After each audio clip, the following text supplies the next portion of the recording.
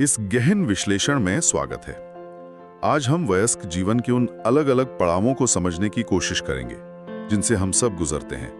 खास तौर पर उभरती वयस्कता जो है 18 से 25 साल, फिर युवा वयस्कता लगभग 25 से 40 साल और मध्य वयस्कता 40 से 65 साल तक। हर पड़ाव की अपनी मनोवैज्ञानिक चुनौतियां और जरूरतें होती है ना? बिल्कुल, हर दौर अपने साथ नई बातें लेकर आता है। और हमारी ये बातचीत मनोचिकित्सा पर आधारित एक टेक्स्ट के कुछ हिस्सों पर आधारित है, जिसमें इन चरणों पर मतलब काफी गहराई से विचार किया गया है। हाँ, MPC 013 ब्लॉक 4 यूनिट 2 से।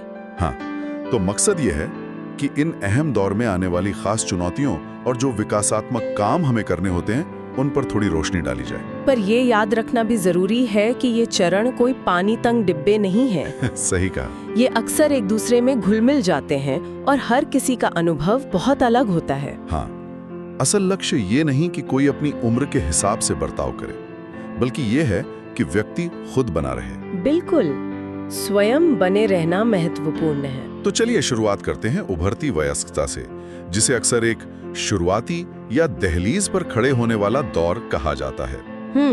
Fledgling adulthood. हाँ, ये वो दौर है जब कानूनी तौर पर तो आप वयस्क हैं, लेकिन शायद अंदर से वैसा महसूस ना करते हो, है ना? हाँ, ये बहुत आम भावना है। और ये भ्रम और बढ़ जाता है क्योंकि मतलब वोट डालने, शादी करने या सेरा में जाने जैसी चीजों के लिए उम्र की सीमाएं अलग-अलग हैं। सही।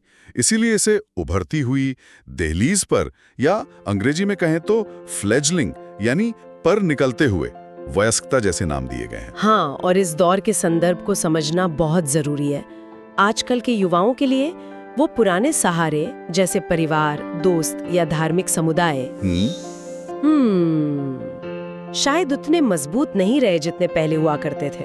अच्छा।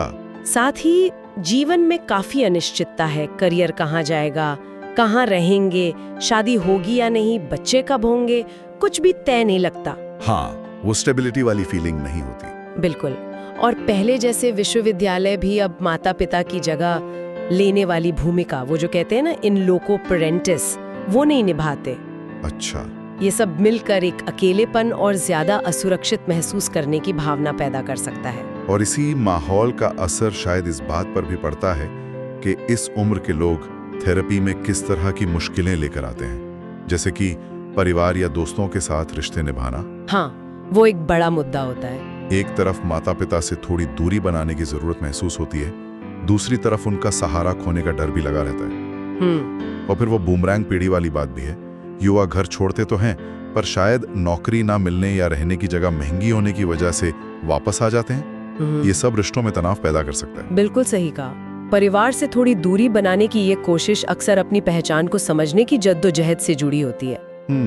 इस उम्र में यौन पहचान और विकास से जुड़े सवाल उठना बहुत आम है। अच्छा। इसके साथ ही नैतिक दुविधाएं भी सामने आती हैं।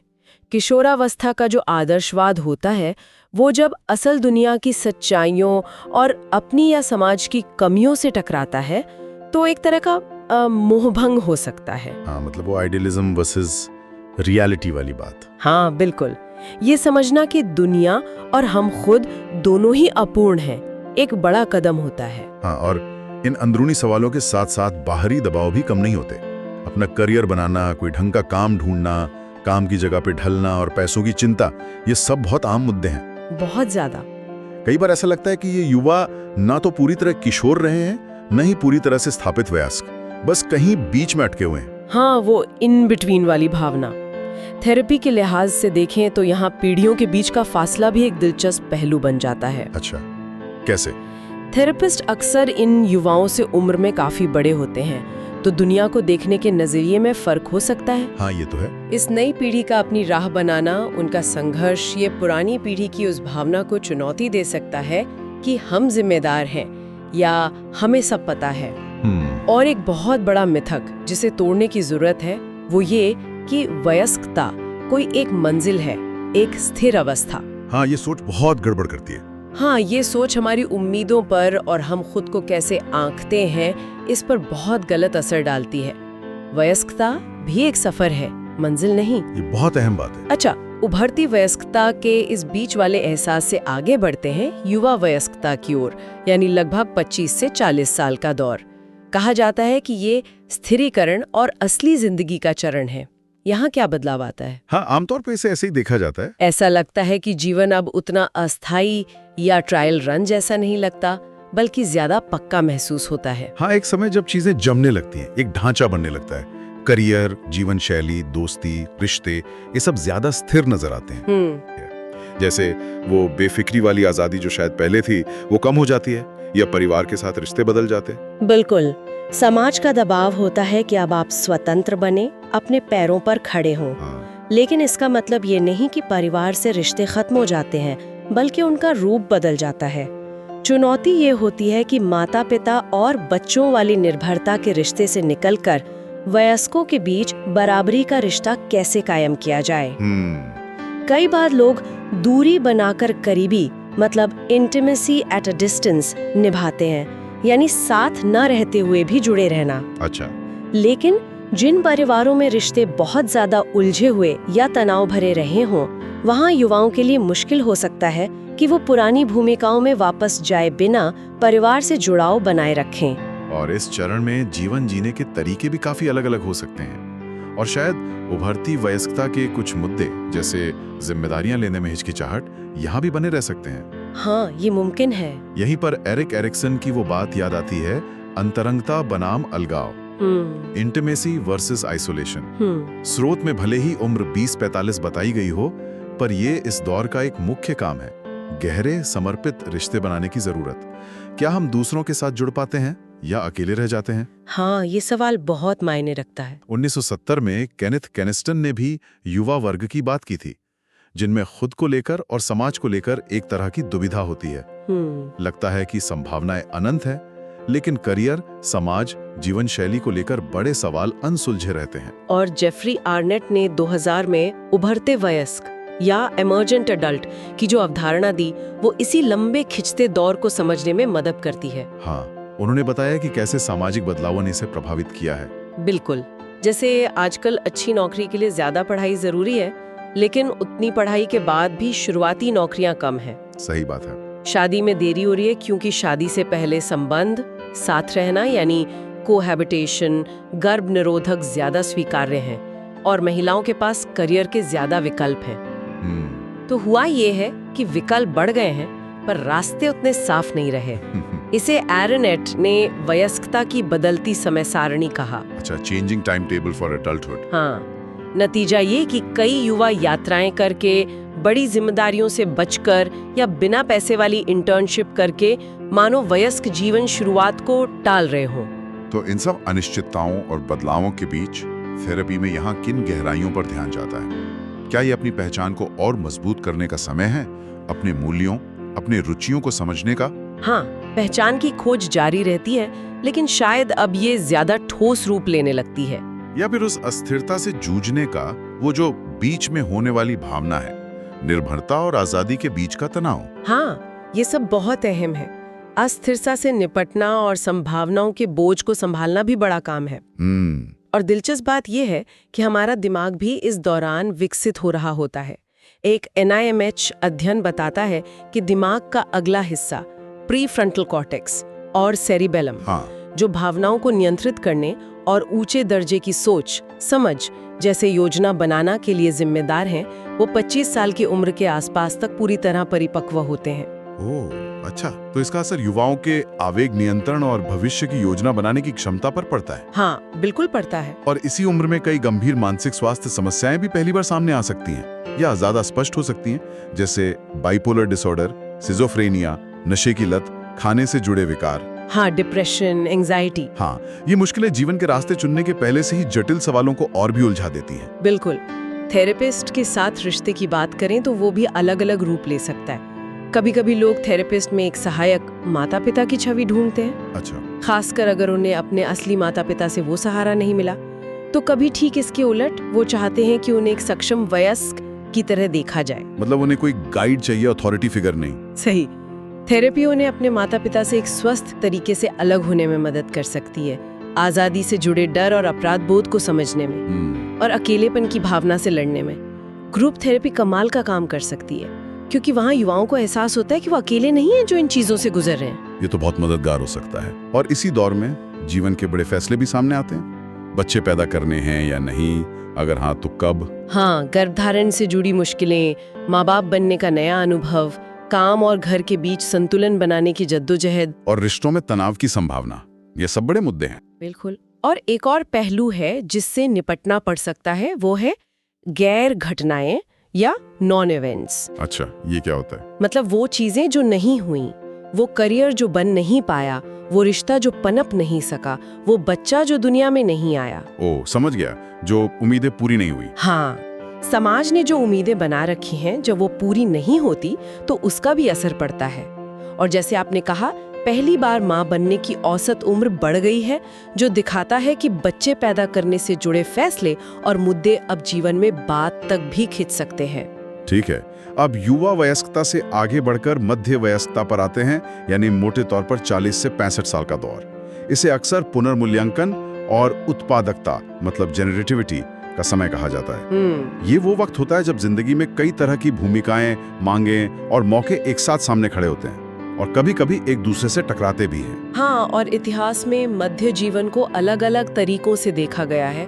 कभी से एक पठार, मतलब प्लेटो माना गया, जहाँ करियर में ठहराव आ जाता है। हाँ, कभी संकट यानी क्राइसिस, जब लगता है कि जिम्मेदारियों का बोझ संभालने की क्षमता से ज्यादा हो गया है। हाँ, कभी संक्रमण या ट्रांजिशन यानी बदलाव का दौर, जो जरूरी नहीं कि संकट ही हो। अच्छा। और कभी निरंतरता या कंटिन्यूटी, जहाँ बदलाव धीरे धीरे आता है, कोई बड़ा भूचाल नहीं आता। इसके बारे में एक सकारात्मक सोच भी है कि ये जीवन का शिखर है, समझदारी और ताकत का वक्त, जब इंसान अपनी जिंदगी और शायद दूसरों पर भी कुछ नियंत्रण महसूस करता है। हाँ, बिल्कुल। और नकारात्मक नजरिया भी है कि ये ढलान की शुरुआत है, जब ताकत, सेहत, ऊर्जा कम होने लगती है। यहीं पर एरिक एरिक्सन की वो दूसरी अहम अवधारणा आती है, उत्पादकता बनाम ठहराव, जेनरेटिविटी वर्सेस स्टैग्नेशन। हाँ, ये बहुत महत्वपूर्ण है। इसका मतलब है कि क्या हम अपने असर और अपनी जिम्मेदारियों को परिवार से आगे बढ़ाकर समाज और आने वाली पीढ़ियों तक ले जा रहे हैं? क्या हम कुछ सार्थक रच रहे हैं, या फिर हम सिर्फ अपने आप में सिमट कर रह गए हैं? ये गहरा सवाल है। बिल्कुल। और फिर आता है वो चर्चित जुमला, मिड लाइफ क्राइसिस। हाँ, इसके बारे में बहुत सुना है। ये वाकई एक पुनर्मूल्यांकन का समय हो सकता है, जब लोग अपने लंबे समय से चले आ रहे विश्वासों और मूल्यों पर सवाल उठाने लगते हैं। अक्सर इसकी जड़ में अपनी नश्वरता का एहसास होता है, मतलब मौत का ख्याल आना। हाँ, जब ये ख्याल आता है कि जवानी हमेशा नहीं रहेगी और शायद जीवन के सारे सपने अभी पूरे नहीं हुए हैं। पर क्या ये जरूरी है कि हर कोई इस संकट से गुजरे? आपने संक्रमण शब्द का इस्तेमाल किया। क्या ये बदलाव बिना किसी बड़ी उथल-पुथल के भी हो सकता है? बिल्कुल। जरूरी नहीं कि हर किसी के लिए ये संकट ही हो। इसे समझने के दो मॉडल हैं। एक है घटनाओं के समय का मॉडल, या टाइमिंग ऑफ इवेंट्स मॉडल, जो कहता है कि बदलाव जीवन की खास घटनाओं, जैसे बच्चों का घर छोड़ना, माता पिता की मृत्यु, और उनके समय पर निर्भर करता है। ठीक है। दूसरा है मानक संकट मॉडल या नॉर्मेटिव क्राइसिस मॉडल, जो मानता है कि ये बदलाव उम्र के साथ एक तय क्रम में आते हैं। अच्छा। हाँ, कुछ खास तरह के व्यवहार जरूर देखे जाते हैं जो मिड लाइफ क्राइसिस से जोड़े जाते हैं, जैसे पुरुषों का अचानक युवा दिखने वाले कपड़े पहनना या एडवेंचर वाली गतिविधियां अपनाना। हाँ, सुना है सर। या महिलाओं का अपनी शैली बदलना, कॉस्मेटिक सर्जरी करवाना, या सामाजिक रूप से ज्यादा सक्रिय हो जाना। जी। ये व्यवहार अक्सर अंदर चल रही भावनाओं जैसे मौत का डर, कम आकर्षक महसूस करना या बेकार महसूस करना से जुड़े हो सकते हैं। तो इस चरण में लोग आमतौर पर किन मुद्दों के साथ सलाह या मदद के लिए आते हैं, या की मुख्य चिंताएं क्या होती हैं? बहुत सी चीजें हो सकती हैं। करियर में बदलाव की जरूरत महसूस होना, या रिटायरमेंट की चिंता, काम का तनाव, काम और परिवार की जिम्मेदारियों के बीच तालमेल बिठाने की मुश्किल। Work life balance. हाँ, रिश्तों का पुनर्मूल्यांकन बहुत आम है। जीवन साथी के साथ रिश्ता कैसे बदला है, बच्चे अब बड़े हो रहे हैं, उनके साथ रिश्ता कैसा है, और अपने बूढ़े होते माता पिता की देखभाल। हाँ, इसीलिए इस पीढ़ी को अक्सर सैंडविच पीढ़ी कहते हैं। बिल्कुल। जो अपने बच्चों और अपने माता पिता दोनों की जरूरतों के बीच पिस रही होती है। सही कहा। बच्चों के घर छोड़ जाने के बाद जीवन में नया अर्थ ढूंढना, वो खाली घोंसला सिंड्रोम। हाँ, एम्प्टी नेस्ट। सेहत की चिंताएं, शरीर में बदलाव यौन इच्छा या क्षमता में कमी, पुरुषों में जिसे क्लाइमैक्टेरिक कहते हैं, जो उम्र के साथ होने वाले हार्मोनल बदलावों से जुड़ा है, और महिलाओं में रजोनिवृत्ति यानी मेनोपॉज। हाँ। ये एहसास कि शरीर अब उतना साथ नहीं देता, ये सब भी अहम मुद्दे हैं। हाँ, और दुख, माता पिता, जीवन साथी या दोस्तों को खोना। हाँ, ये बहुत बड़ा पहलू है। अपनी मौत के बारे में बढ़ती जागरूकता अक्सर लोगों को अपनी बची हुई जिंदगी को नए सिरे से देखने और जीने पर मजबूर करती है। एक दिलचस्प शोध ये बताता है कि खुशी का ग्राफ अक्सर यू आकार का होता है। अच्छा, यू आकार का कैसे? मतलब जीवन से संतुष्टि मध्य आयु में थोड़ी कम हो सकती है, शायद बढ़ती जिम्मेदारियों और उम्मीदों के दबाव में, लेकिन 50 के बाद अक्सर फिर से बढ़ती है। ओह, ये तो दिलचस्प है। हाँ, संभवतः जीवन में ज्यादा संतोष और स्वीकृति आने से। वैन लैंडिंघम और वॉलपर्ट के अध्ययन यही दिखाते हैं। और आत्मसम्मान का? दूसरी तरफ आत्मसम्मान का रास्ता थोड़ा अलग है। ऑर्थ के अध्ययन बताते हैं कि आत्मसम्मान युवा वयस्कता में कम होता है, वयस्कता के दौरान बढ़ता है, 60 की उम्र के आसपास चरम पर पहुंचता है और फिर धीरे धीरे कम होने लगता है। ये जानना थेरेपिस्ट के लिए भी जरूरी है, ताकि वो मध्य जीवन को लेकर अपनी सोच के पूर्वाग्रहों से बच सके। हाँ, बिल्कुल। थेरेपिस्ट को सावधान रहना होगा कि वो निराशावादी ना हो जाएं। मतलब ये ना सोचें कि ये तो बस ढलान है। हाँ। या उम्र को नजरअंदाज न कर दें, जैसे उम्र कोई मायने ही नहीं रखती, या फिर हर बदलाव को बढ़ा चढ़ाकर संकट न मान ले।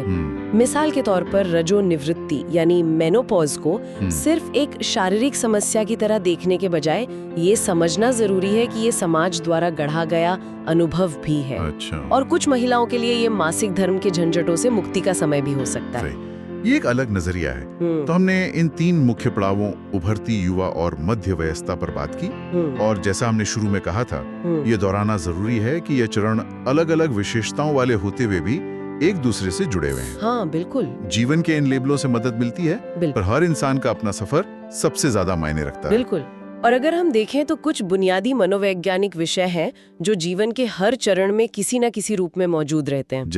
जैसे जुड़ाव या अटैचमेंट, खोना यानी लॉस, अलगाव या सेपरेशन, उम्मीद, डर, गुस्सा, प्यार।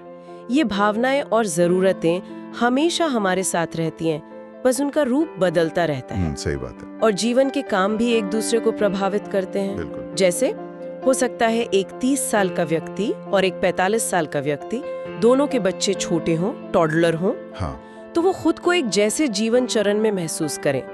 या जब किशोर बच्चे घर छोड़कर जाते हैं तो ये माता पिता को अपने भविष्य के बारे में नए सिरे से सोचने पर मजबूर कर सकता है। हाँ, ये तो होता है। आयुवाद यानी एजिज्म उम्र के आधार पर भेदभाव के बारे में भी एक खास बात है। हाँ। आयुवाद इस मायने में अनोखा है कि जो लोग दूसरों के साथ उनकी उम्र के आधार पर भेदभाव करते हैं, वो या तो खुद उस समूह का हिस्सा रह चुके हैं जिसके खिलाफ वो भेदभाव कर रहे हैं। जैसे कोई अधेड़ व्यक्ति युवाओं की आलोचना करे जबकि वो खुद कभी युवा था। हाँ। या फिर भविष्य में उस समूह का हिस्सा बनेंगे, जैसे कोई युवा बुढ़ापे का मजाक उड़ाए जबकि वो खुद एक दिन बूढ़ा होगा। ये बहुत सही पॉइंट है।